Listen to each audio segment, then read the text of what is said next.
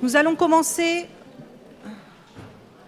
Donc, je suis heureuse de vous accueillir aujourd'hui pour ces 64e journées d'études des conseillers d'orientation psychologue à l'Université du Havre.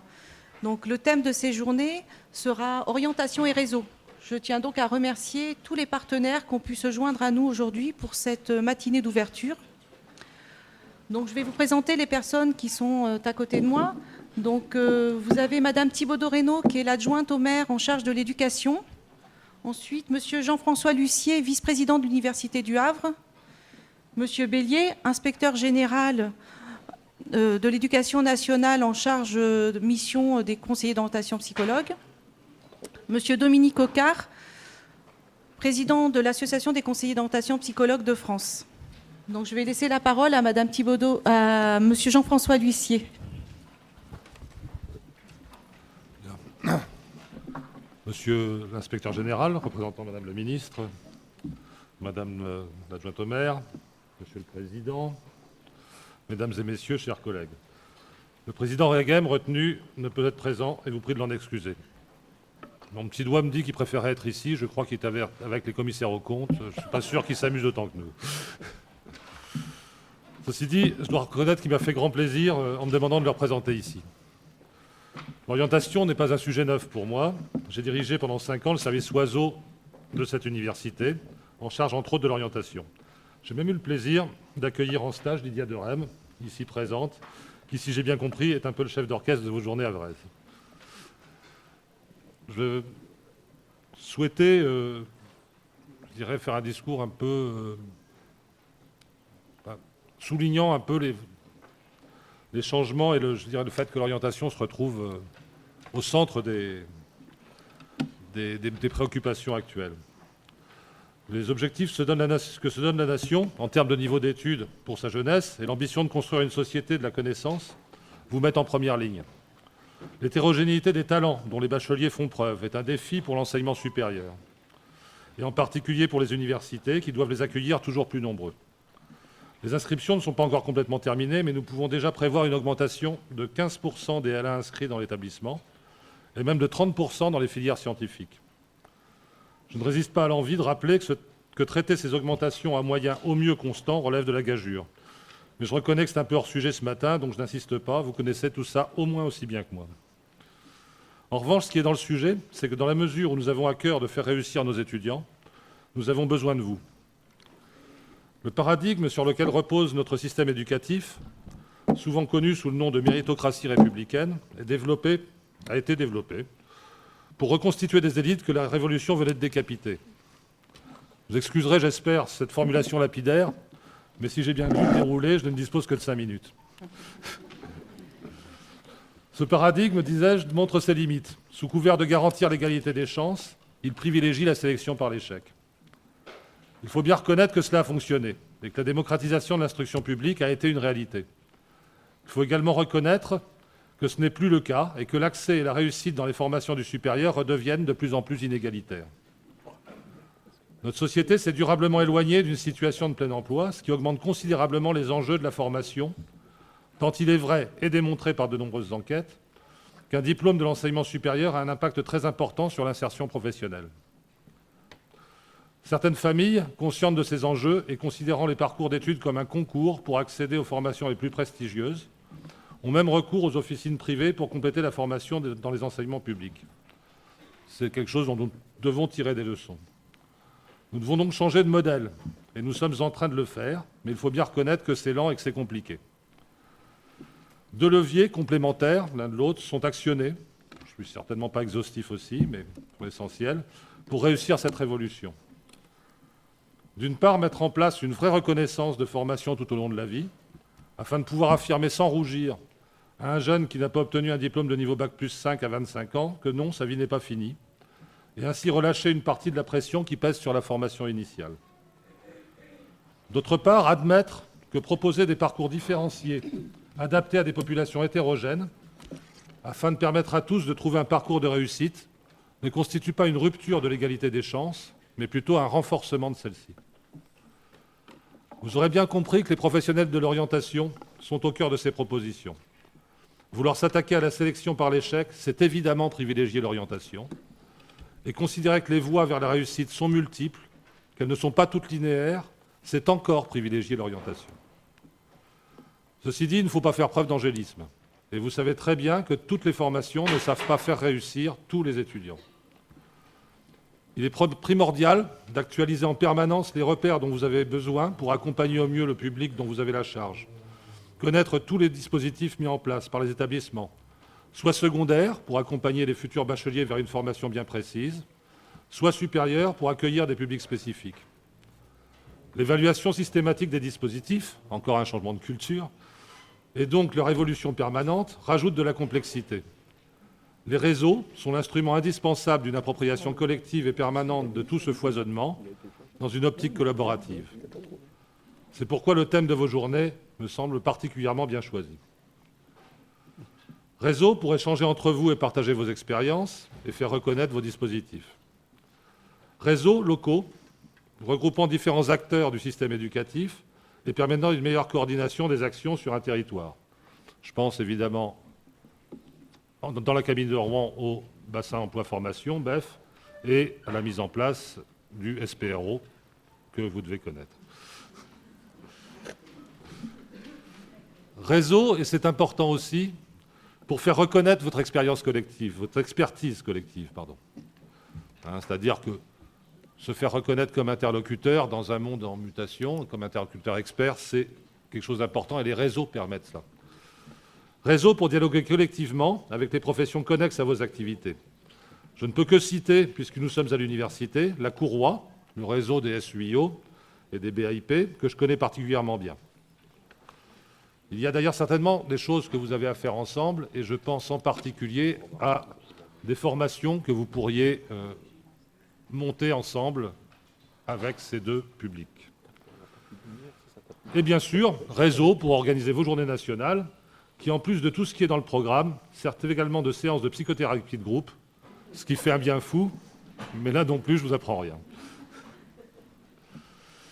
Il me reste à vous remercier d'avoir choisi Le Havre et son université pour tenir ces journées nationales.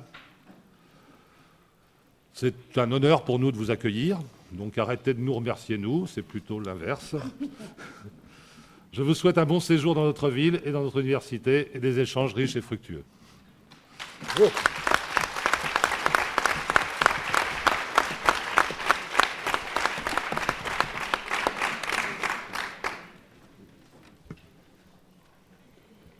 J'ai fini.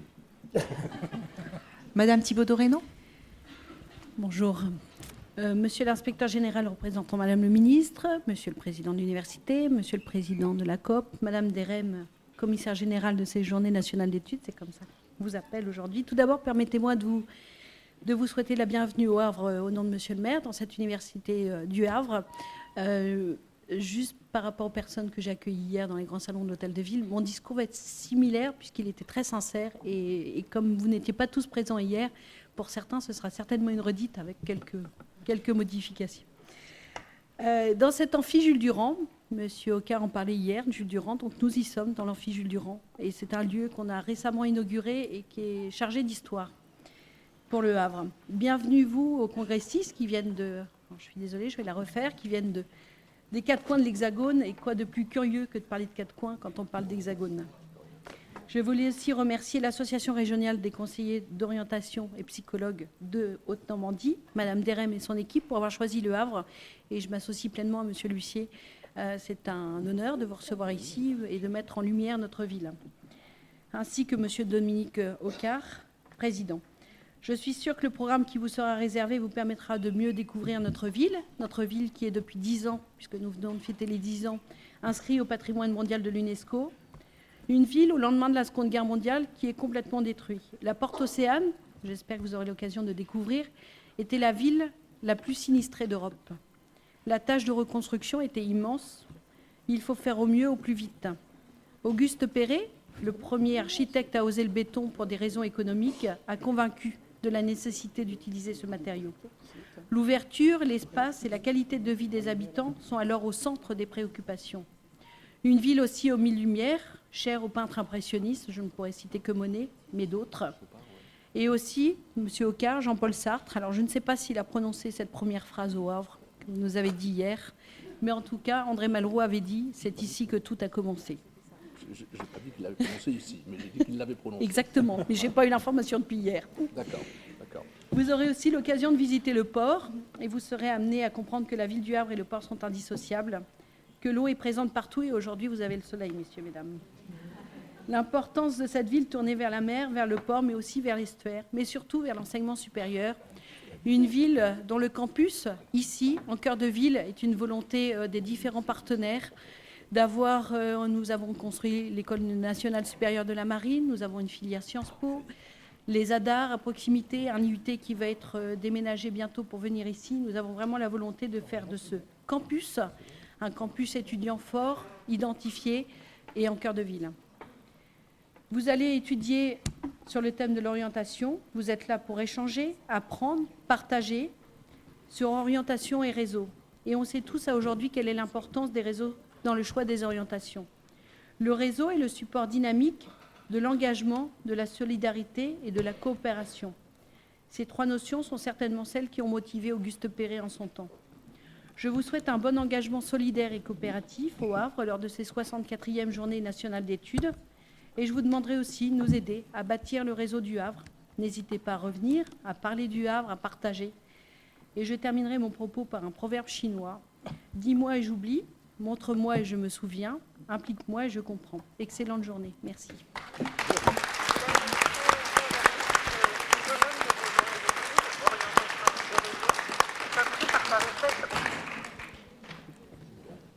Je vais laisser la parole à Monsieur Bélier, inspecteur général.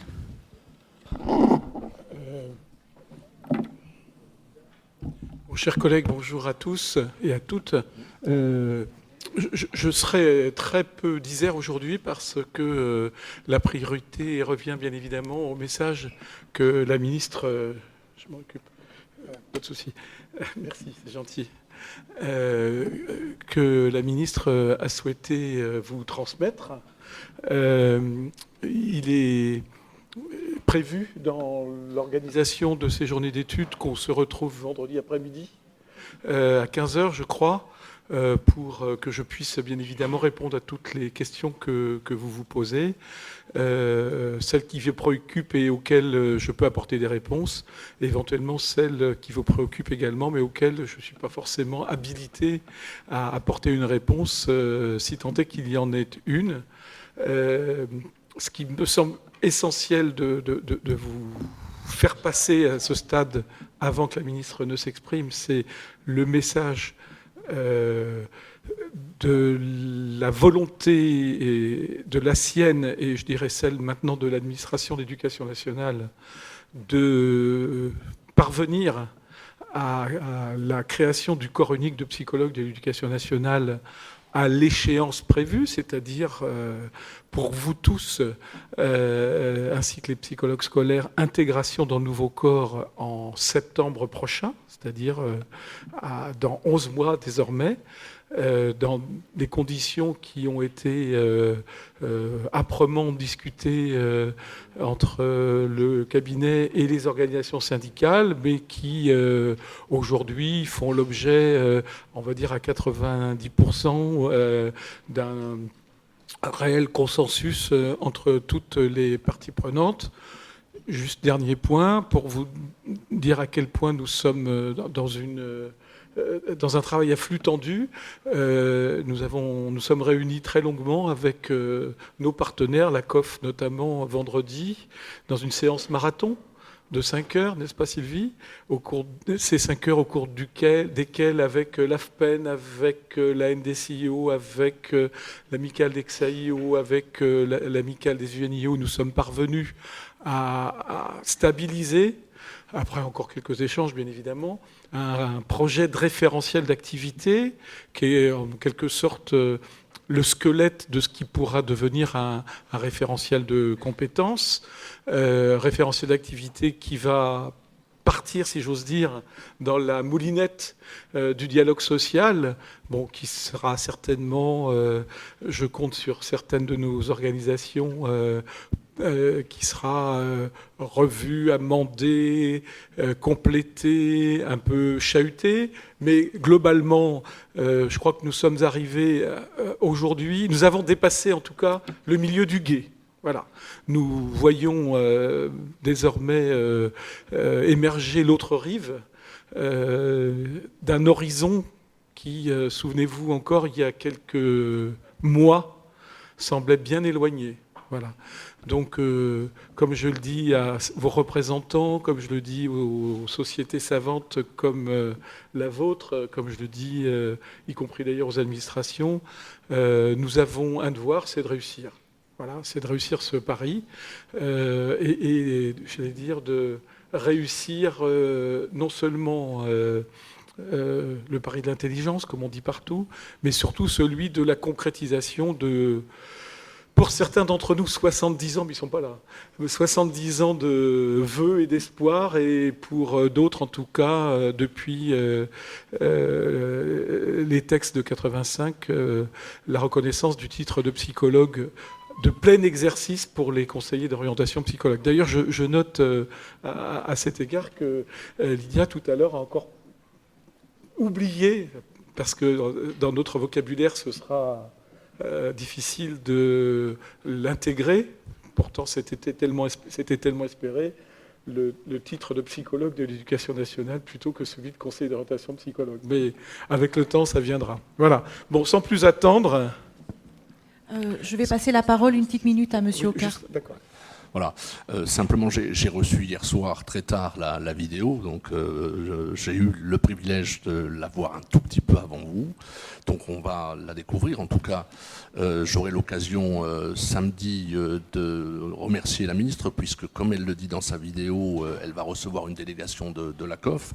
Je suis très sensible au message qu'elle nous adresse, et je voulais juste faire un tout petit aparté en disant que le mercredi, c'est le jour du Conseil des ministres, et les ministres ne peuvent jamais venir, donc elle n'est pas là, non pas parce qu'elle n'a pas voulu venir, mais tout simplement parce qu'elle est prise par d'autres occupations institutionnelles, et ça vous le comprenez bien, mais on va la voir samedi matin ou samedi à midi à Angers, et je crois que tu feras partie de la rencontre. Voilà, je voulais préciser cela, puisqu'effectivement, donc, je suis celui qui a reçu la vidéo, et je tenais à montrer qu'effectivement, nous adresse son message. Le sujet même, mesdames et messieurs...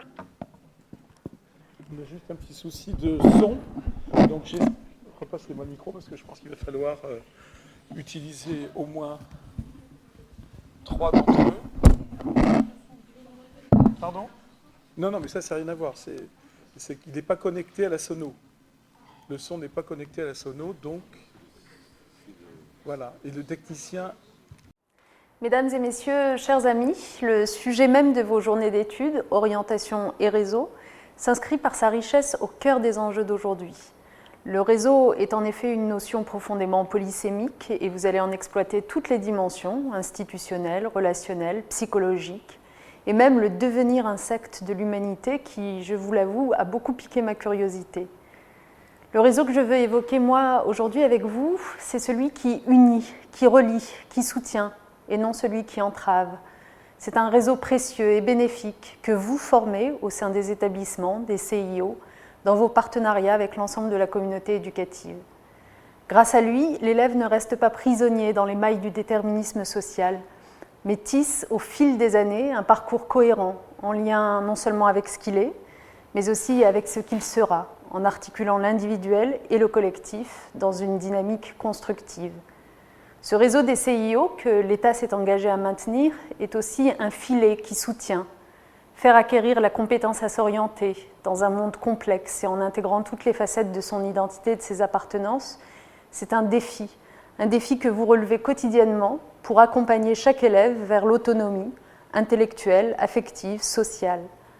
Pour accroître encore la solidité de ce réseau, la carte des CIO évolue pour établir un maillage territorial qui garantisse à la fois des modalités de fonctionnement vous permettant de remplir vos missions, mais aussi l'amélioration de l'accessibilité du service dans ses aspects géographiques.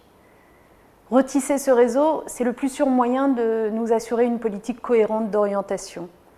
Si j'ai créé un corps unique de psychologues de l'éducation nationale, c'est d'abord bien sûr pour la reconnaissance institutionnelle de l'importance de votre rôle, mais c'est aussi et surtout parce que je sais combien l'accompagnement à la scolarité est un facteur déterminant pour la réussite de chaque élève. Vous contribuez à une politique de l'enfance et de l'adolescence qui porte un regard global sur le développement de l'individu, en lien avec des environnements que l'on sait multiples. Les missions fondamentales des deux spécialités sont communes. J'ai besoin de vous pour vaincre les formes nouvelles de la désaffiliation scolaire qui conduit tant de jeunes aujourd'hui à l'échec et au décrochage. C'est tout le sens du parcours à venir que nous avons voulu que de favoriser un accompagnement sur le long terme, de mettre en place une réelle politique d'inclusion. Votre rôle d'expert auprès des équipes éducatives y est absolument crucial. Car nous le savons bien, pour vaincre le décrochage, nous devons avant tout agir en amont, nous assurer de la solidité des liens tissés entre l'école, l'élève et sa famille. Cette solidité dépend de facteurs complexes et multiples, mais par votre formation, par votre capacité à envisager le devenir de l'élève dans toutes ses dimensions, vous savez et vous saurez l'assurer et la renforcer. Je salue donc la pertinence et l'actualité des notions auxquelles vous consacrez ces journées d'études. En effet, quand on évoque l'objectif de l'école, la réussite des élèves, le singulier masque les multiples aspects que cette réussite peut revêtir. Le réseau, caractérisé précisément par la multiplicité des sommets et la multitude des chemins, permet de mettre en place une pensée éminemment complexe dont l'école a besoin. Si je ne peux être présente aujourd'hui parmi vous, soyez assurés donc que je le regrette. Je rencontrerai d'ailleurs une délégation de vos représentants samedi. En attendant, je vous souhaite à toutes et à tous d'excellentes journées d'études. Je vous remercie.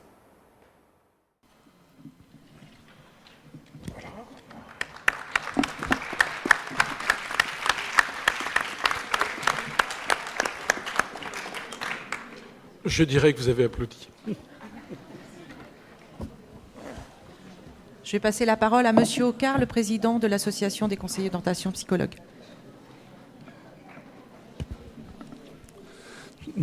J'aurais presque envie de dire, tout est dit, tout vient d'être dit.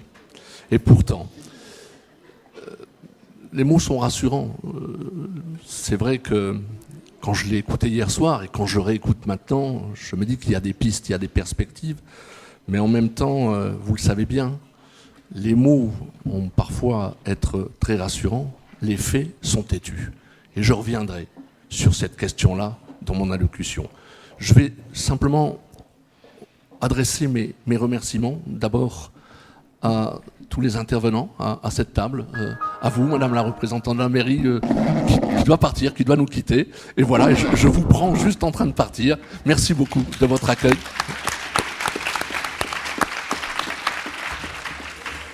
Merci, Monsieur l'huissier, de nous accueillir dans cette salle. Merci, Monsieur Bellier, représentant de la ministre. Et puis, je voudrais particulièrement remercier un certain nombre de personnes, d'institutions, d'organismes qui ont contribué à cette manifestation. Je pense au président de la région, je pense au président du département de Seine-Maritime et à la délégation régionale aux droits des femmes et des libertés qui ne sont pas parmi nous, mais qui ont participé à ces journées, qui y ont contribué. Merci beaucoup au service du rectorat, au service académique d'information et d'orientation, qui ont apporté à l'équipe organisatrice leur aide, leur soutien attentif et compétent. Et je tiens plus particulièrement, elle est peut-être parmi nous, à remercier Madame Hamel, directrice adjointe de la DRONICEP. Elle est peut-être parmi nous, elle n'a pas pu venir. En tout cas, concernant l'ONICEP, je salue la présence du représentant de l'ONICEP, Monsieur Asseraf. Il est parmi nous, il est là, il est dans la salle, je l'ai vu tout à l'heure. Merci à Jean-Pierre Bellier pour sa participation. Je voulais également remercier les bassins d'éducation et de formation qui ont eu cette gentillesse, mais plus que ça, cette contribution décisive dans l'organisation de ces journées. Et là, je voudrais plus particulièrement, et peut-être qu'elle est parmi nous, saluer Madame Cheraga, qui est donc la responsable du BEF du Havre. Je voudrais saluer également Madame Maillard, qui est représentante du BEF Fécamp-Lillebonne-Yvetot. Et puis Monsieur Michaud. Alors je ne le connais pas, mais il est peut-être dans la salle. Voilà, merci beaucoup pour tout ce que vous avez permis. Je crois qu'on vous doit l'impression de notre 4 pages. Et vous savez, on a une 4 pages, lisez-le, on y écrit de très belles choses. Et donc, il faut que vous le lisiez. Et grâce à vous, il sera distribué à l'ensemble des participants. Toujours dans les merci, je vais aller assez vite parce que j'ai beaucoup de choses à vous dire. Par ailleurs, vous le savez, je suis un bavard. Je voudrais remercier les retraités dont on a beaucoup parlé hier, qui effectivement animent dans leurs académies, dans leurs régions, la COF, les délégués académiques qui font vivre l'association au quotidien. Et je salue également les stagiaires d'Aix-en-Provence qui sont là. Je les ai vus encore ce matin à l'hôtel. On était dans le même hôtel. Voilà. Je suis toujours très heureux d'accueillir de jeunes stagiaires. Les années précédentes, j'allais vous rencontrer sur place. Maintenant, faute de moyens financiers, on ne peut plus trop accueillir d'intervenants extérieurs. Ça coûte cher. Mais bon, je salue vraiment votre présence et c'est très bien que vous soyez là. Et puis alors, vous les avez sans doute croisés là dans les couloirs. Je salue particulièrement les élèves de Terminal Bac Pro, accueil relations clients et usagers, du lycée Françoise de Grasse, qui effectivement nous accompagnent, nous aident et font tout pour nous rendre agréable cette participation à ces JNE. Et bien évidemment, je n'oublie pas de saluer l'équipe organisatrice de ces JNE et particulièrement, alors je ne les citerai pas tous, mais Lydia Lerem qui est à mes côtés, Jean-Pierre Menuge,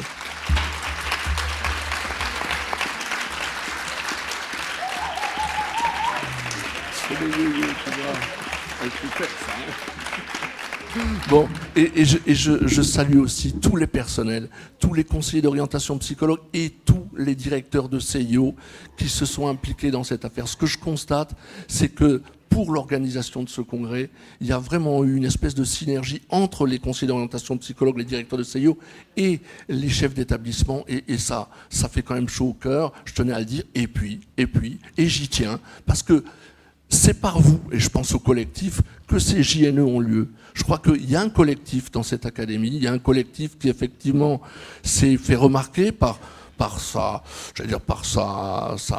force argumentaire, qui s'est fait remarquer par son humour, qui s'est fait remarquer par ses propos parfois un peu vifs. Mais la liberté d'expression, c'est ça, je crois qu'il faut entendre cela. Et je crois que c'est grâce à vous que ces JNE existent, puisque je me souviens, quand nous étions venus vous voir le 22 mars, symbolique le 22 mars, hein, on ne peut pas faire mieux, je me souviens qu'effectivement, on s'était dit, et si on organisait des JNE au Havre en forme de soutien aux problèmes que nous rencontrons sur l'Académie du Havre, notamment à propos de la fermeture des CIO, dont je vais revenir. Donc, pour moi, le collectif est partie prenante de l'organisation des JNE et je le remercie pour ce qu'il a fait dans l'organisation et puis pour ce qu'il a monté comme exposition que je vous propose d'aller voir. Il y a des choses tout à fait intéressantes. Je n'oublie pas, bien évidemment, ils sont peut-être déjà là pour certains et d'autres vont nous rejoindre, les intervenants qui nous ont fait l'honneur et l'amitié de répondre présent à nos invitations. Et bien évidemment, je terminerai mes remerciements en m'adressant au public toujours aussi nombreux à participer à ces JNE. Vous n'êtes pas loin de 300. Et effectivement, sans vous, sans votre participation, je pense que les JNE n'auraient pas la consistance, la performance qu'ils peuvent avoir. Merci à tous les participants. Alors, comme je le fais d'habitude, je vais prononcer quelques propos et particulièrement, vous vous en doutez, sur l'actualité de la profession. Alors, la ministre le rappelait, cette actualité, c'est l'annonce le 1er juillet 2015 de la création du corps unique de psychologues de l'éducation nationale qui regroupe au sein d'un même corps les psychologues premier degré, psychologues scolaires, et les psychologues second degré, c'est-à-dire les conseillers d'orientation psychologues. Il y a, Jean-Pierre Bellier le rappelait, il y a la perspective de la publication d'un décret fondateur du corps de psychologues de l'éducation nationale, et la ministre souhaite qu'il puisse être pris, c'est les délais que tu nous donnais, avant la fin du premier semestre 2016, c'est-à-dire qu'à la rentrée 2016, normalement, si tout se déroule comme prévu, ce corps devrait entrer en fonction. Alors, on est actuellement, je crois que tu le disais, dans une phase de consultation, au sujet de tout ce qui va constituer la substance de ce décret. Et la substance, c'est un référentiel d'activité, un référentiel de compétences, je crois, un référentiel de formation. Et effectivement, tout cela, ça va nécessiter un travail de concertation la plus large possible, qu'effectivement tu es chargé de mettre en musique, tu es chargé d'animer, et tu faisais allusion effectivement à la consultation que nous avions eue ce vendredi au ministère. Je voudrais simplement rappeler que la COF, et vous l'avez sans doute vu à travers son communiqué, se félicite bien évidemment de cette avancée. On en avait souligné le caractère historique. Ça fait quand même, je le rappelle, plus de 30 ans que la COF, avec d'autres organisations de psychologues, d'autres organisations syndicales, milite, revendique la création d'un corps de psychologues de la maternelle à l'université. Et effectivement, il semblerait que ça commence à prendre corps et que, de ce point de vue, la perspective de ce corps, ce soit enfin, j'allais dire, la reconnaissance de notre professionnalité. Et de ce point de vue, nous en sommes tous très heureux. Et les propos rassurants de la ministre nous laissent penser, a priori, que tout irait dans le bon sens. Vous avez compris mon a priori, parce que derrière, il y a quand même un certain nombre d'inquiétudes que nous avons, et les mots ont beau être éloquents, ils ne suffisent pas à bâtir des espaces, à bâtir des murs qui feraient qu'effectivement, nous puissions développer une professionnalité qui serait celle qui nous semble pouvoir correspondre à ce que nous entendons comme la profession de psychologue. Alors, je crois qu'il y a quand même, et il faut le dire, plusieurs raisons d'être inquiet. Je vais citer 3 raisons. Je vais formuler ça sous forme de questions. Je ne vais pas procéder par affirmation. Je crois que ce serait de mauvais goût, mais des questions quand même. Que penser des pressions qui vont sans doute pas manquer de s'exercer de la part des milieux économiques, de la part des collectivités territoriales, dans l'idée de réécrire ce qui vient d'être acté? Que penser de ces pressions qui vont de toute manière nous attendre au virage pour essayer de nous embarquer du côté de la périphérie du système éducatif, du côté de l'insertion, bref, qui, au prétexte de nous utiliser pour des tâches de placement et d'affectation dans tel ou tel stage censé ouvrir sous de l'emploi, vont nous solliciter dans des activités qui ont toute leur légitimité, mais qui, de notre point de vue, ne correspondent peut-être pas exactement à l'idée que nous nous faisons d'un psychologue de l'éducation nationale au sein du système éducatif. Première inquiétude. Deuxième inquiétude, mais qui rejoint celle-là, que penser de ce glissement de nos tâches du seul côté de la sortie, de la périphérie de l'école, alors que tout le monde sait bien, nous le disions encore hier, tout le monde sait bien que la réussite de tous les élèves, c'est d'abord prendre en compte dans nos actes la question de l'origine sociale d'un jeune, cette question dont on sait bien les effets qu'elle a sur l'organisation d'un parcours. Et puis, que penser de cette périphérie de nos missions quand effectivement nous avons fait la démonstration, nous faisons au quotidien la démonstration que nous avons probablement un rôle éminent à jouer dans tout ce qui se construit autour du savoir, autour des apprentissages, autour de l'adaptation au contexte scolaire, autour des questions que nous posent les jeunes et qui ne sont pas immédiatement des questions qui ont à voir avec un emploi, avec un débouché, qui sont bien souvent des questions qui ont à voir avec qu'est-ce que je vais faire, qu'est-ce qui compte pour moi, quelles sont mes inquiétudes, tout cela. Ça fait partie de la réalité de notre métier et je crois que c'est bien au sein de l'école que ce travail préventif y prend un sens. Et je pense qu'effectivement, ce qui risque de nous guetter, c'est qu'on soit tiré vers la périphérie pour des tâches qui ne permettraient pas que nous fassions dans les meilleures des conditions le travail qui est le nôtre au sein du système éducatif. Alors, ces deux questions étant dites, je les dis vite, mais je crois que vous avez un peu compris ce que je voulais dire. Il y a un point qui est hypersensible, c'est la situation des CIO dans lesquels le métier va s'exercer. Vous le savez, et peut-être ici, plus qu'ailleurs, il y a des fermetures. Il y en a d'autres qui sont prévues. Il y a des fusions, il y a des regroupements, c'est à l'ordre du jour. Et ce que vous savez parfaitement, sans CIO, sans conditions d'exercice décentes, la professionnalité de psychologue n'est pas possible. Et je crois qu'effectivement, de ce point de vue-là, on est peut-être encore loin du compte. Alors c'est vrai que les choses vont peut-être s'améliorer, c'est vrai que vendredi, dans le cadre de la table ronde, il y aura peut-être des réponses, il y aura peut-être des informations qui nous seront données, qui participeront peut-être de cette idée de nous rassurer. En tout cas, on verra bien, mais je crois qu'on a là une question vive avec la problématique des CIO.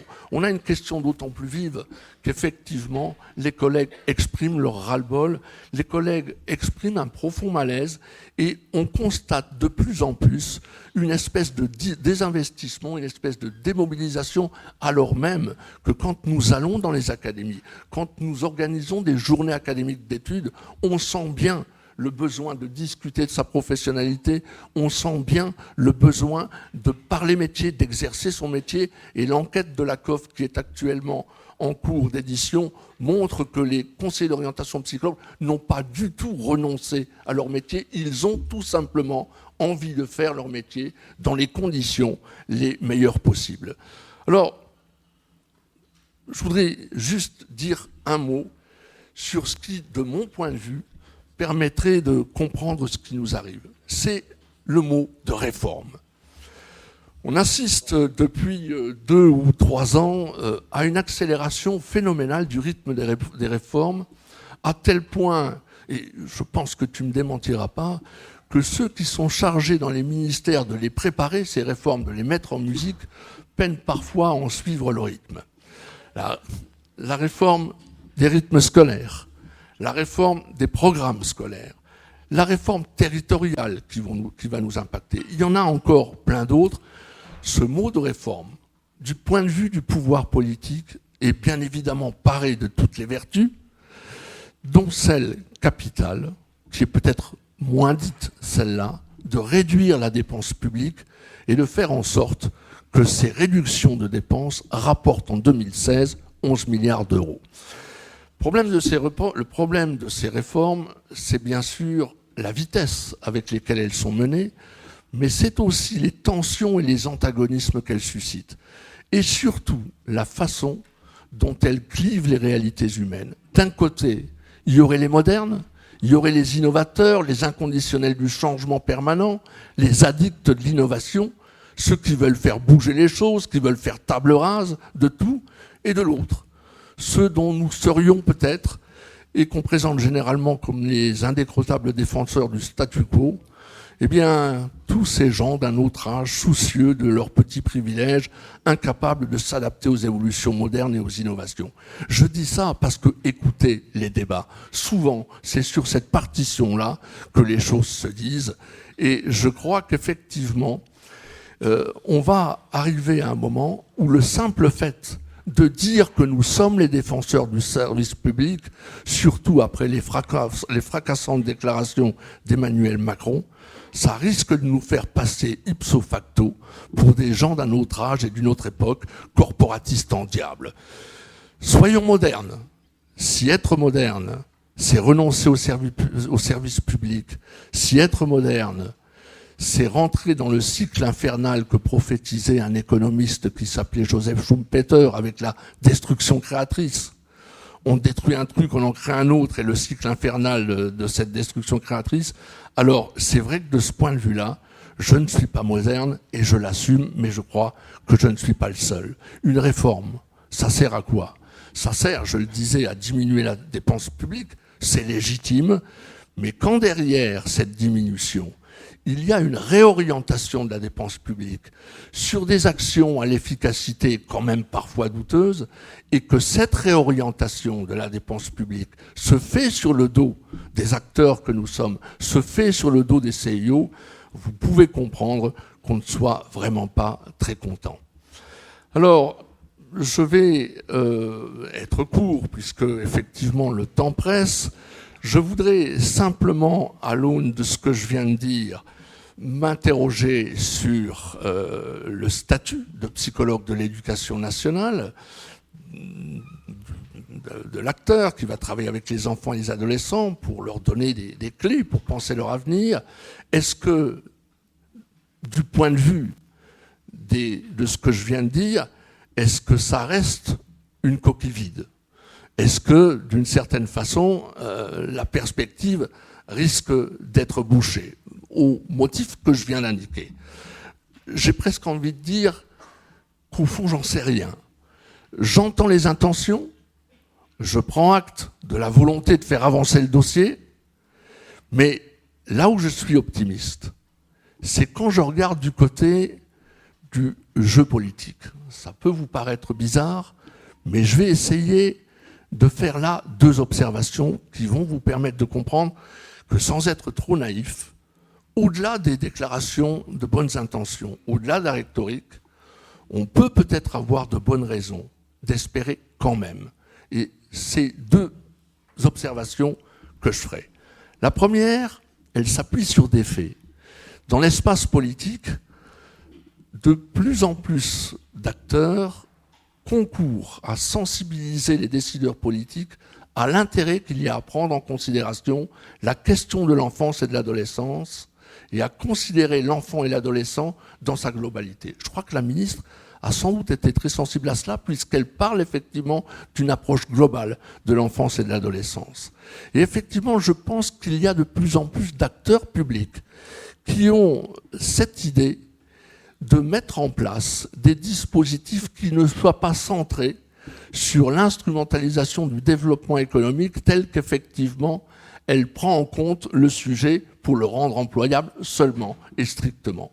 Et je crois qu'effectivement, il y a une commission qui est la commission de Saint-Gly, c'est lui qui préside la commission, qui a été installée par le Premier ministre et qui effectivement a évoqué la problématique des enfants et des adolescents, qui va publier un rapport le 30 septembre, qui sera remis au Premier ministre, et qui insiste, cette commission, sur le développement complet.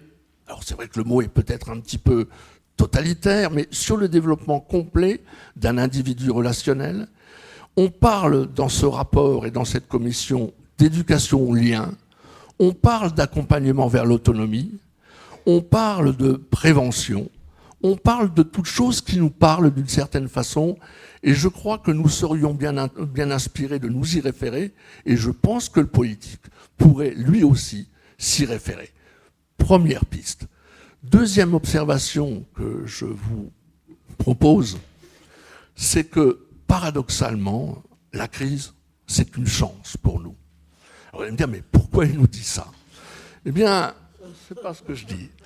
La crise, c'est une chance parce que, vous savez, depuis ses origines, l'orientation s'est construite autour d'un modèle de production fondé sur la croissance, la compétitivité et le productivisme. Avec les 30 Glorieuses, ce modèle-là a sans doute permis de constater qu'effectivement, il y avait de réels progrès et surtout, nous concernant, de constater que de plus en plus de jeunes d'origine sociale modeste pouvaient enfin monter dans l'ascenseur social et que des gens d'origine modeste qui n'avaient pas accès aux études pouvaient y avoir accès. Ce modèle productiviste auquel l'orientation est profondément arrimée, ce modèle productiviste semble aujourd'hui avoir atteint ses limites. Alors c'est pas moi qui le dis, je crois que de plus en plus de critiques se font entendre, des voix s'élèvent pour remettre en cause un modèle économique qui génère de l'injustice, qui génère des inégalités, qui génère de la pauvreté Et je ne vous apprendrai rien en vous disant que Durubella, que nous connaissons bien, vient d'écrire un livre pour dénoncer les impasses d'un modèle économique qui n'a fait de la compétitivité et du productivisme que son seul horizon. Il y a Packel, il y a Dominique Méda, il y a même Jacques Attali, qui était le fervent défenseur de la croissance, qui conseillait les présidents de la République, et qui, sur le concept d'économie positive, je crois, est en train de s'interroger sur les limites de la croissance, ne serait-ce que les limites écologiques de ce modèle-là. Donc, d'une certaine façon, cette problématique des limites d'un modèle économique, elle doit nous interroger sur la façon dont nous pourrions, au cœur même de nos pratiques, faire en sorte qu'effectivement, dans nos discussions avec les familles, avec les jeunes, quelque chose d'une autre perspective puisse être entendu. Et de ce point de vue-là, je pense que toute la question, elle est de savoir comment faire vivre au cœur même des pratiques d'orientation un principe qui me semble être fondamental, c'est celui de la socialisation, tellement il est vrai que le modèle fondé sur la compétitivité n'a qu'un seul principe qui est celui de l'individualisation. Non pas un individu qui se construit avec les autres, mais un individu qui se construit tout seul pour réussir, lui, tout seul. Et donc, effectivement, la question de la socialisation, telle qu'elle pourrait prendre forme dans nos pratiques d'orientation, ça pourrait être tout à fait intéressant, non pas une socialisation qui individualise, comme je le disais, non pas une socialisation qui forme à la concurrence, qui dresse les individus les uns contre les autres, dans des rapports de compétition, dans des classements, mais une socialisation préparatoire au vivre ensemble, telle qu'effectivement elle implique la question de la solidarité, dont il sera question tout à l'heure avec Marie-Claude Blé. Dans une époque gestionnaire où l'individu hyper individualisé est érigé en valeur suprême, au moment où un marché de l'épanouissement personnel se structure, l'essence même de l'orientation n'est pas de surjouer les différences entre les individus sur la base de leurs compétences ou de leur employabilité. Elle est tout entière dans ce principe qu'il est concevable d'apporter à chacun, quelle que soit sa situation, quel que soit son quartier, quelle que soit son origine, quelles que soient ses difficultés, ce supplément d'humanité et d'intelligence qui l'aidera à grandir avec les autres, au milieu des autres. On mesure là la signification politique de la psychologie dans sa capacité à restaurer ou à soutenir des identités, à développer des liens ou encore à favoriser l'exercice de la citoyenneté. Le défi est là immense, mais je pense que nous pourrions bien, au cœur même de nos pratiques, réfléchir à cette idée de lien social pour admettre d'une certaine façon que la technique n'est pas le tout de notre professionnalité, qu'il y a peut-être une réflexion plus politique à avoir en tant que psychologue.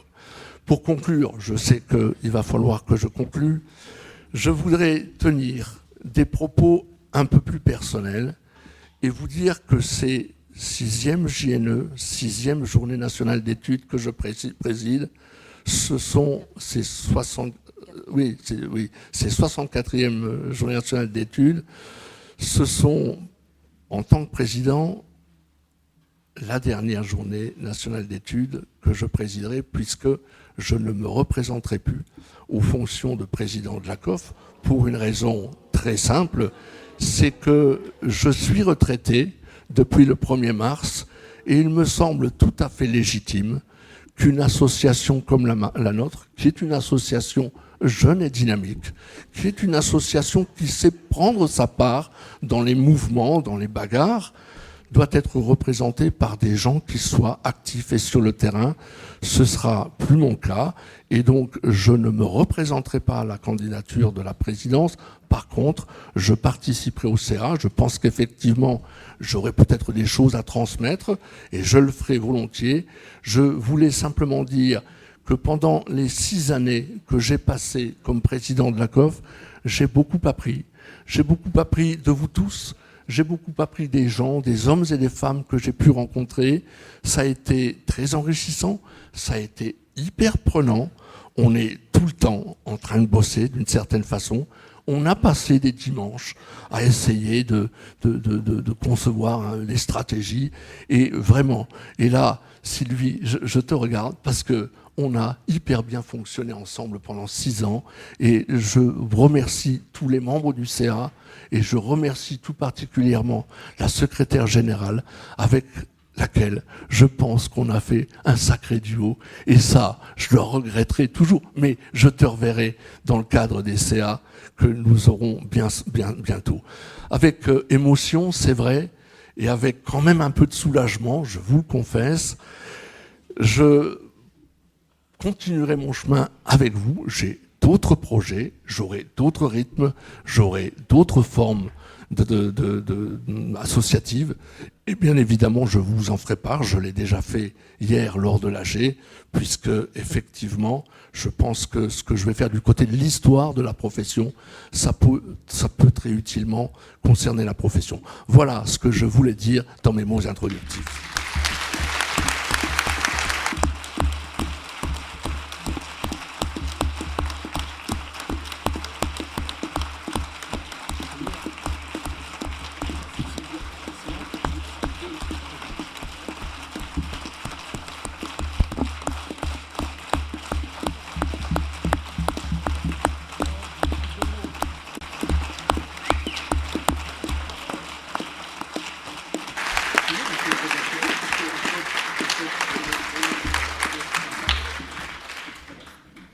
Nous allons laisser maintenant la place à Monsieur Fred Touche, présentateur, qui va nous faire une petite présentation.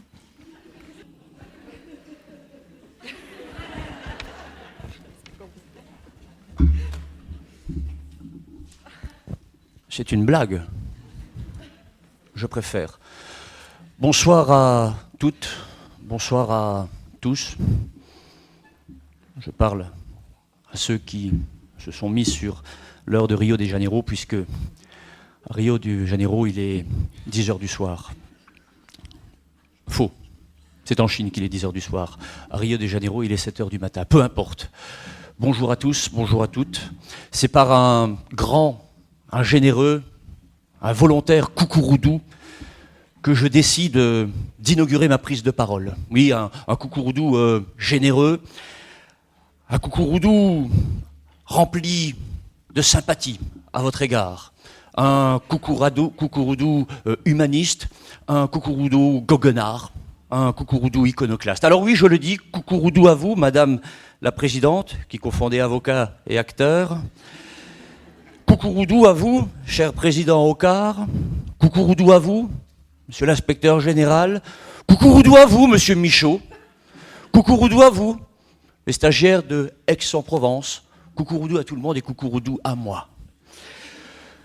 Je ne suis pas acteur, non, je suis, pour ceux qui me connaissent, maître Fandard, avocat spécialisé dans les affaires à caractère poétique et surréaliste.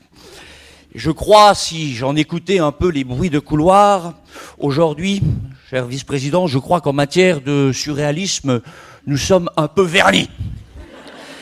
Et c'est d'ailleurs la raison profonde, la raison véritable qui justifie ma présence ici, ce matin, avec vous, au Havre, en Seine-Maritime, dans la Normandie, située à l'ouest de la France. La France, parlons-en. La belle et grande France, non, pas la France des vins, on connaît, ni la France des fromages, ni la France des monuments historiques, on connaît, non, la vraie France, la France de tous les jours, la France des coiffeurs, la France des couvreurs zingueurs, la France des opérateurs en machines informatiques et numériques. D'une certaine manière, et pour englober l'ensemble, je dirais la France bien dans ses baskets. La France bien cool. La France bien cool parce que la France constituée de citoyens qui, à leur tour, eux aussi, sont bien dans leurs baskets. Il en existe, oui, il en existe, j'en connais. Ils sont bien dans leurs baskets parce qu'ils occupent, je dirais, la majorité de leur temps, de leur activité, dans ce qu'on appelle l'activité professionnelle, dans leur métier. Et il se trouve qu'ils se sentent bien dans ce métier. Ils se sentent bien dans ce métier parce qu'ils l'ont choisi. Alors comment l'ont-ils choisi? Tu peux m'ouvrir la bouteille, s'il te plaît? Alors soit c'était peut-être une volonté qui venait d'eux-mêmes, une volonté d'enfance. Donc la question ne s'est pas posée, ils voulaient être policiers, eh bien ils sont policiers. Ont-ils eu raison? Ce n'est pas à nous de juger. En tout cas, cette évidence leur est apparue et ils le font. Et ils sont bien dans leur basket. Peut-être d'aucuns d'autres ont eu un peu plus de mal à choisir. Et ils ont fait confiance à leurs parents, à leurs amis, à leurs tuteurs, s'ils sont en centre de rééducation spécialisée. Et puis il y a les autres, que vous connaissez. Ceux pour qui ce n'était pas si évident que ça, qui étaient en rupture avec le système scolaire et qui sont venus voir la fonction publique, l'institution, c'est-à-dire vous-même, au travers des CIO, les centres d'information et d'orientation. C'est bien de cela qu'on parle. Au travers des rencontres qu'ils ont fait avec les fameux COP, conseillers d'orientation, psychologues, ils ont échangé, ils ont été confrontés à des questions, des réponses, ils ont eu des échanges, et puis ils ont réussi au bout d'un moment à plus ou moins trouver leur voie. Et qu'est-ce que j'entends? Qu'est-ce que j'entends? J'entends ici et là que depuis maintenant quelques mois, voire quelques années, on décide de manière arbitraire, pour des raisons de soi-disant de réduction budgétaire et économique, j'entends dire, bordel de nom de Dieu, qu'on décide de fermer la grande partie, une partie en tout cas de ces CIO. Mais c'est une blague! Mais c'est une blague, on se fout de moi! C'est une blague, Cruchot, mon adjudant. C'est une plaisanterie. Mon adjudant, je ne sais pas. Mais alors, qu'est-ce qui vous a pris de fermer ces centres à un moment où la société en a le plus besoin? Qu'est-ce que vous avez fait, Cruchot? Je ne sais pas. Je suis un imbécile. Je suis un âne. Imaginerait-on, l'espace d'un instant, chère vice-présidente, que pour des raisons de restriction budgétaire, on décidasse, ou décidisse, toujours de manière un peu arbitraire, pour des raisons budgétaires, de fermer par exemple les casernes de pompiers.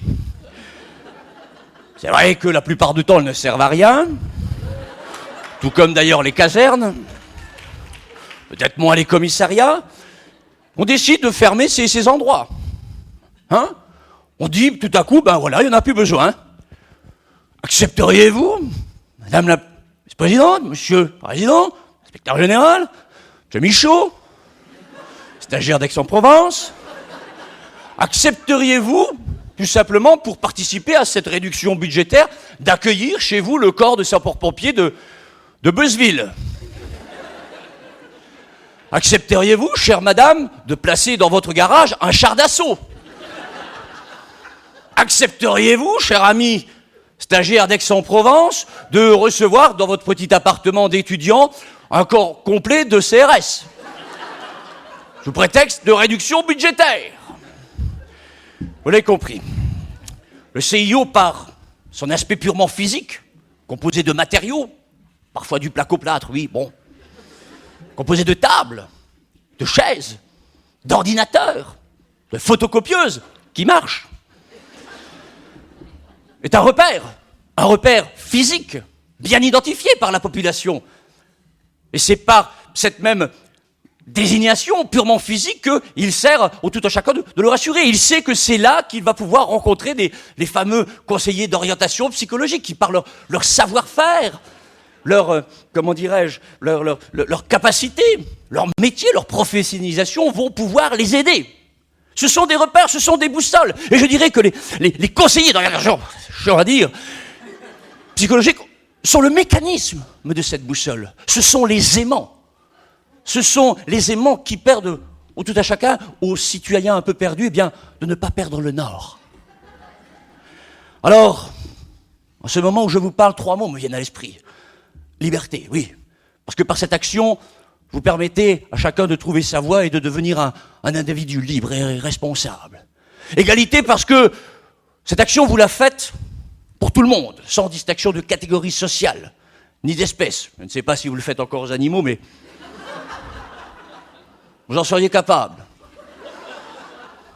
D'aider un petit chat à retrouver sa mère, je pense que vous en seriez capable. Et puis fraternité, parce que vous agissez dans un but de collectif. Vous entendez tout à l'heure le président Ocar le dire, oui, vous êtes dans une dimension collective. Alors que faire? Que faire? Ouais. Les dangers qui nous arrivent sont grands. Cette promiscuité. J'ai cru voir circuler quelques vidéos où des gens joyeusement déguisés en merlan ou en poisson se jouaient de manière un peu gaudriolesque, oui, avec des chansons de goût. Ne les jugeons pas. Il parlait de cette promiscuité. Oui, c'est un métier difficile où la parole a énormément d'importance. Peut-on travailler sereinement dans la promiscuité? Non, je ne crois pas. J'en suis la preuve vivante ici. La parole, pour être libre, doit avoir des espaces. Elle doit pouvoir, cette parole, je dirais, chevaucher dans les champs de la logorée. Et ce n'est pas une bonne idée de mettre les gens les uns sur les autres, les fesses qui touchent les bouches qui touchent les fesses. Aller dans la direction du Parlement. Ma tête et ma... Puis il y a les autres dangers. Tout à l'heure, vous en parliez, cher président Ocar. C'est vos tours.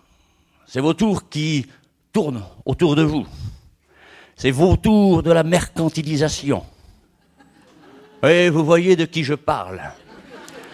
C'est vos tours qui sont prêts à fondre sur vous pour transformer le citoyen en client. Transformer votre action de tous les jours en part de marché avec des tableaux Excel, des indicateurs, des fléchages, des promesses sur l'épanouissement de l'individu.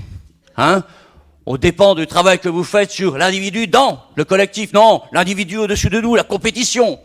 Il est là, le danger. Le danger, il est aussi dans cette informatisation, cette logicialisation du verbe logicialiser.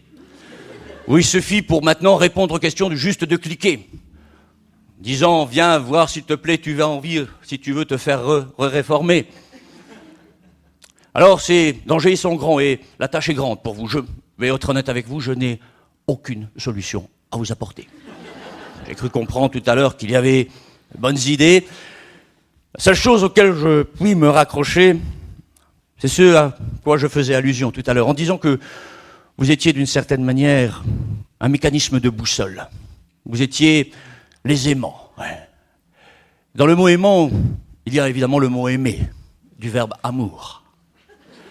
C'est peut-être, je dirais, votre plus beau et votre plus bel atout pour le combat qu'il faut mener.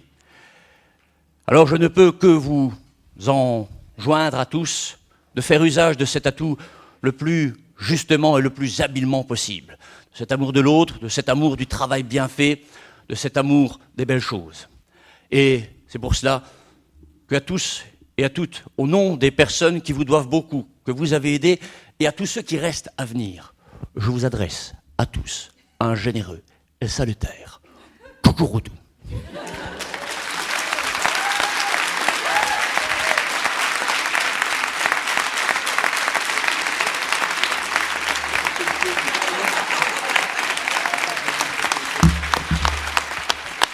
Merci. Merci à toi.